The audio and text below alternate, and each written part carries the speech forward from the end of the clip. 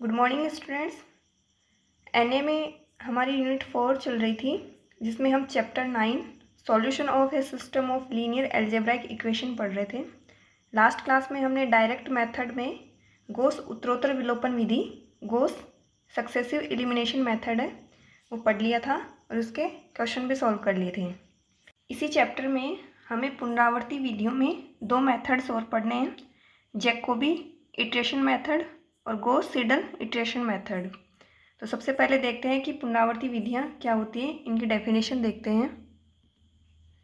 समीकरण निकाय को हल करने की वे विधियां जिनमें क्रमिक सन्निकटन द्वारा चरों के मान ज्ञात किए जाते हैं पुनरावर्ती विधियां कहलाती हैं। तो पुनरावर्ती विधि या इटरेशन मेथड में समीकरण निकाय सिस्टम ऑफ इक्वेशन को सॉल्व करने के लिए क्रमिक सन्निकटन यानी कि सक्सेसिव अप्रोक्सीमेशन है, उसके द्वारा चरों के मान निकालते हैं कि आफ्टर 1 बाई 1 हम वेरिएबल्स की वैल्यू निकालते हैं और उसे नेक्स्ट अप्रोक्सीमेशन में यूज़ लेते हैं। तो वो विधियाँ क्या हो गई?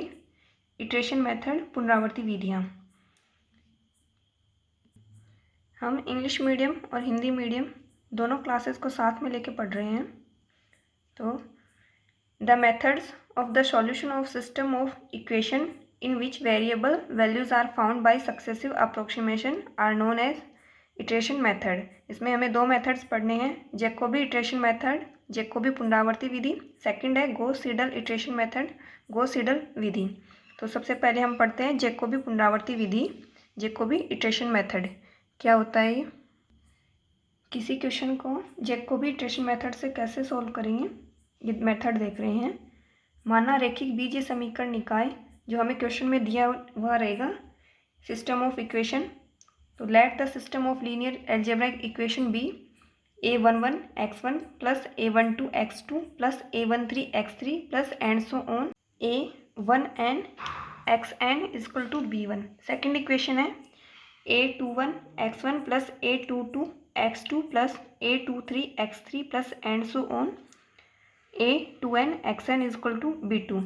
थर्ड इक्वेशन रहेगी हमारे पास a31 x1 plus a32 x2 plus a33 x3 plus and so on a3n xn equal to b3। और nth इक्वेशन क्या रहेगी?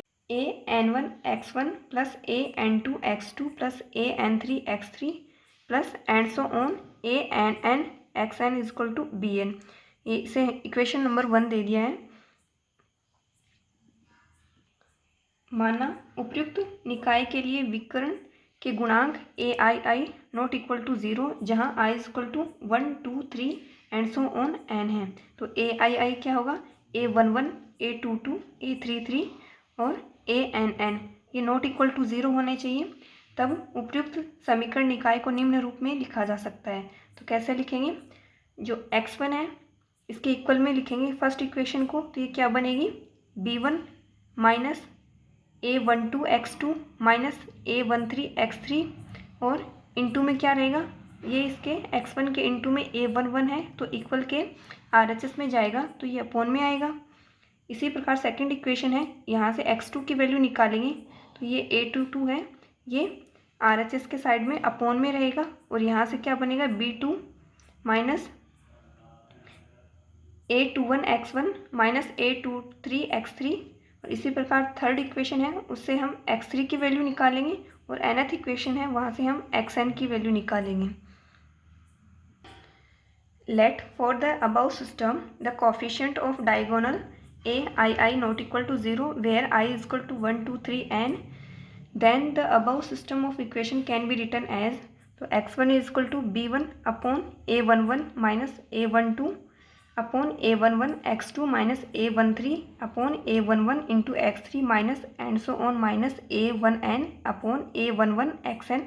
जो सेकंड इक्वेशन है उसे हम x2 की वैल्यू निकाल रहे थे, तो यहाँ से x2 equal to b2 upon a22 minus a21 upon a22 x1 minus a23 upon a22 x3 minus and so on minus a2n upon a22 xn।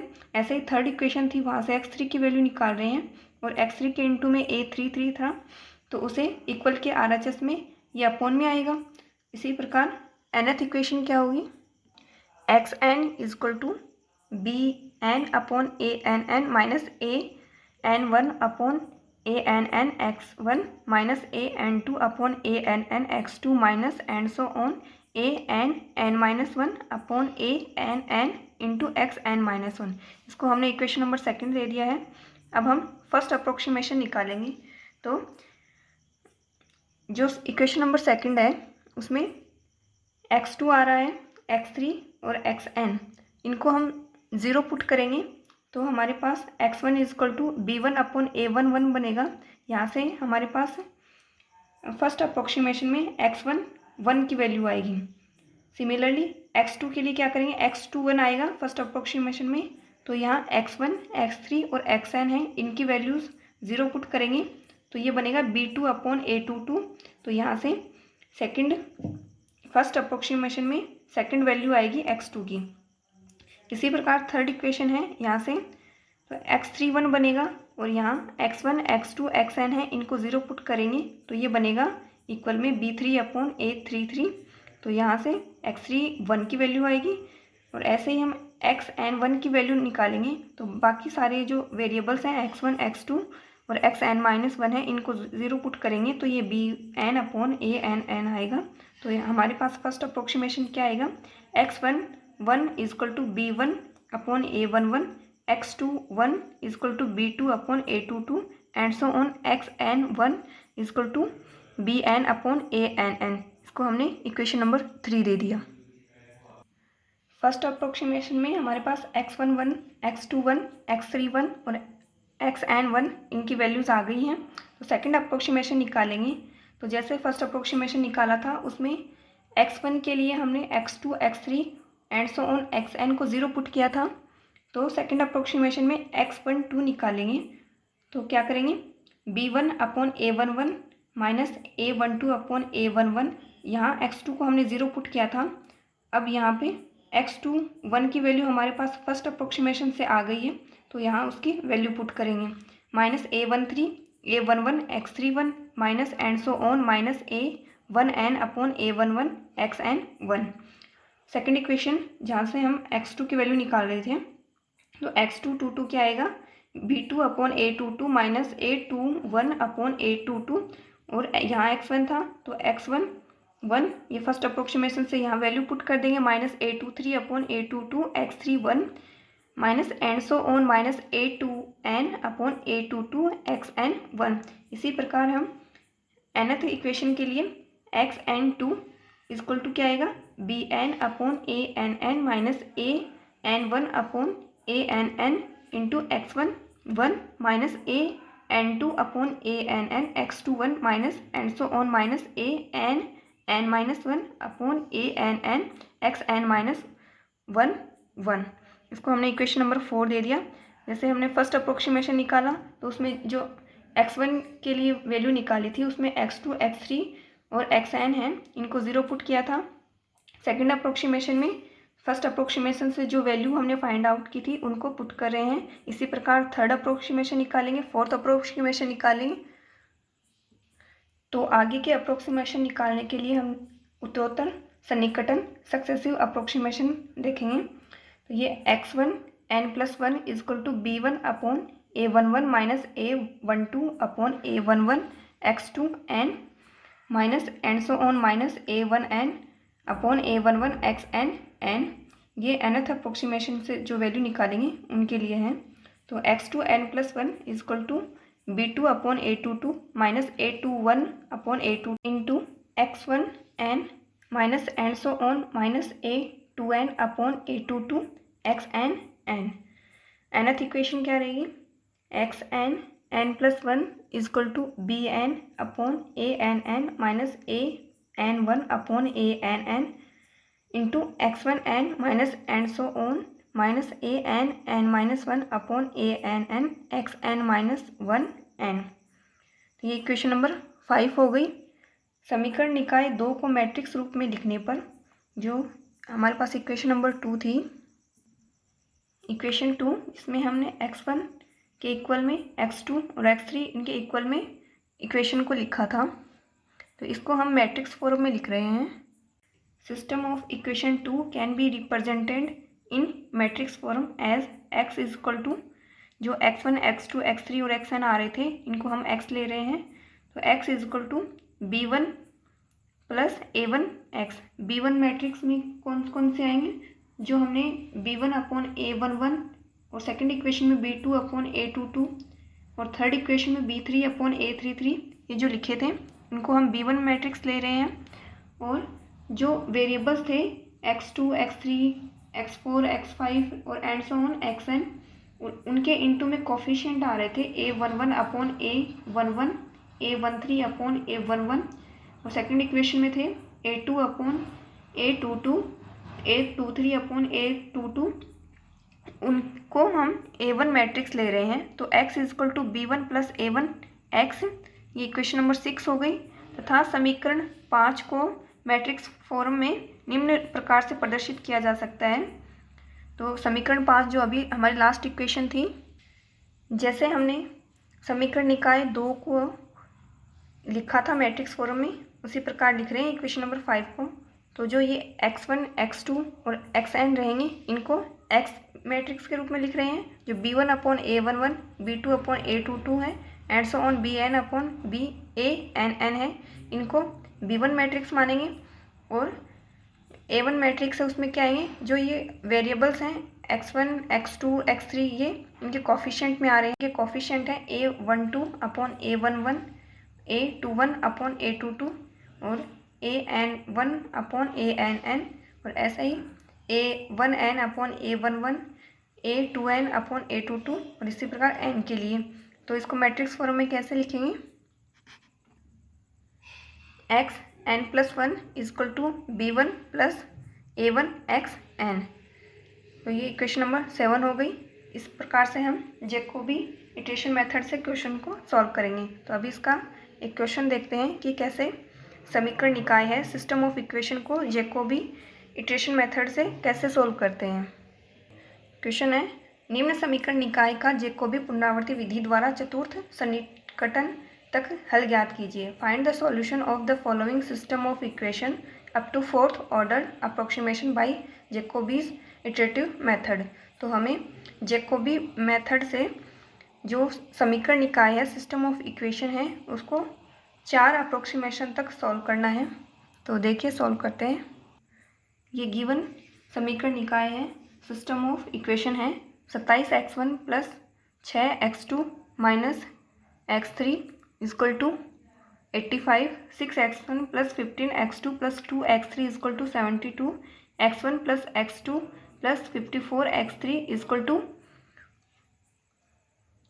के कोफिशिएंट है a12 upon a11, a21 upon a22 और an1 upon ann और ऐसा ही a1n upon a11, a2n upon a22 और इसी प्रकार n के लिए। तो इसको मैट्रिक्स फॉर्म में कैसे लिखेंगे, x n plus 1 equal to b1 plus a1 x n। तो ये इक्वेशन नंबर 7 हो गई। इस प्रकार से हम जैकोबी इटरेशन मेथड से क्वेश्चन को सॉल्व करेंगे। तो अभी इसका एक क्वेश्चन देखते हैं कि कैसे समीकरण निकाय है सिस्टम ऑफ इक्वेशन को जैकोबी इटरेशन मेथड से कैसे सोल्व करते हैं। क्वेश्चन है, निम्न समीकरण निकाय का जैकोबी पुनरावृत्ति विधि द्वारा चतुर्थ सन्निकटन तक हल ज्ञात कीजिए। Find the solution of the following system of equation up to fourth order approximation by Jacobi's iterative method. तो हमें जैकोबी मेथड से जो समीकरण निकाय है सिस्टम ऑफ इक्वेशन है उसको 4 अप्रोक्सीमेशन तक सॉल्व करना है। तो देखिए सॉल्व करते हैं। ये गिवन समीकरण निकाय है सिस्टम ऑफ इक्वेशन है 27x1 plus 6x2 minus x3 equal to 85, 6x1 plus 15x2 plus 2x3 equal to 72, x1 plus x2 plus 54x3 equal to 110। तो सॉल्व करते हैं। दिए गए समीकरण निकाय को अधिकतम गुणांक वाले चर के लिए हल करने पर on solving for the solution of maximum coefficient variables of given system of equation. System of equation समीकरण निकाय में अधिकतम गुणांक वाले चर को देखना है। तो जो फर्स्ट इक्वेशन है उसमें x1 वेरिएबल है, इसका कोफिशिएंट है 27, ये मैक्सिमम है। तो यहाँ से x1 की वैल्यू निकालेंगे। सेकंड इक्वेशन है उसमें x2 के लिए निकालेंगे और थर्ड इक्वेशन है इसमें x3 के लिए, तो क्या इक्वेशन आएंगी हमारे पास, x1 is equal to 1/27 into 85 minus 6 x2 plus x3। Second equation से x2 की वैल्यू निकाल रहे हैं, तो x2 is equal to 1/15 into 72 minus 6 x1 minus 2 x3। Third equation से x3 की वैल्यू निकाल रहे हैं, तो x3 is equal to 1/54 into 110 minus x1 minus x2। Equation number first हो गई। अब हमें फर्स्ट अप्रोक्सीमेशन निकालना है, तो फर्स्ट अप्रोक्सीमेशन के लिए क्या करेंगे, जो x1 है उसके इक्वल में जो x2 x3 आ रहे हैं इनको 0 पुट करेंगे, तो ये x1 के इक्वल में क्या बनेगा 85/27, तो यहाँ से x11 की वैल्यू आएगी। इसी प्रकार x2 के लिए क्या करेंगे, x1 और x3 को 0 पुट करेंगे और ये बनेगा x2 के इक्वल में 72/15, तो यहाँ से x21 की वैल्यू आएगी। इसी प्रकार यहाँ से x3 है, तो x1 और x2 है इनको 0 पुट करेंगे, तो ये x3 के इक्वल में बनेगा 110/54, तो यहाँ से x31 की वैल्यू आएगी। तो फर्स्ट अप्रोक्सीमेशन क्या आएगा, x11 is equal to 85/27 is equal to ये 3.15 रहेगा, x21 is equal to 72/15 is equal to 4.8 हो जाएगा, x31 is equal to 110/54 is equal to 2.04। अब सेकेंड अप्रोक्सीमेशन निकालेंगे, तो जो इक्वेशन नंबर फर्स्ट थी उसमें x1 के इक्वल में जो वेरिएबल्स आ रहे थे x2 x3 है, इनकी वैल्यूज़ हमने फर्स्ट अप्रोक्सीमेशन में फाइंड आउट कर ली। तो यहाँ हम x2 की जगह क्या पुट करेंगे, x2 1 और x3 की जगह x3 1, तो x1 2 कैसे निकलेगा 1/27 85 माइनस 6 x2 1 प्लस x3 1, तो x2 1 और x3 1 है, इनकी वैल्यूज़ यहाँ से पुट कर देंगे, तो हमारे पास ये x12 की वैल्यू आएगी 2.16। इसी प्रकार सेकंड इक्वेशन में है x2 के इक्वल में, तो यहाँ x1 की जगह क्या पुट करेंगे, x1 1 और x3 की जगह x3 1, और x3 वाले में x1 1 और x2 1। फर्स्ट अप्रोक्सीमेशन में जिनकी हमने वैल्यू निकाली है उनको पुट कर रहे हैं, तो हमारे पास x22 इसके इक्वल में ये आ जाएगा, और यहाँ x1 1 और x3 1 है, इनकी वैल्यूज़ फर्स्ट अप्रोक्सीमेशन से पुट कर देंगे, तो इसके x22 की वैल्यू क्या आएगी 3.27। इसी प्रकार x3 2 है, इसकी वैल्यू निकालेंगे, और यहाँ x1 1 और x2 1 है, इनकी वैल्यूज़ है फर्स्ट अप्रोक्सीमेशन से पुट कर देंगे, तो x32 की वैल्यू आएगी 1.89। थर्ड अप्रोक्सीमेशन है उसमें भी यही करेंगे, जहाँ x1 के लिए x2 x3 आ रहे थे, उनकी जगह सेकेंड अप्रोक्सीमेशन में हमने इनकी वैल्यूज़ निकालनी है, तो x2 2 और x3 2 पुट करेंगे और x2 3 निकालेंगे, तब x1 2 और x3 की जगह x3 2 पुट करेंगे और x3 3 निकालेंगे, तब यहाँ x1 1 की जगह x1 2 और x2 2 पुट करेंगे, तो थर्ड अप्रोक्सीमेशन क्या आएगा,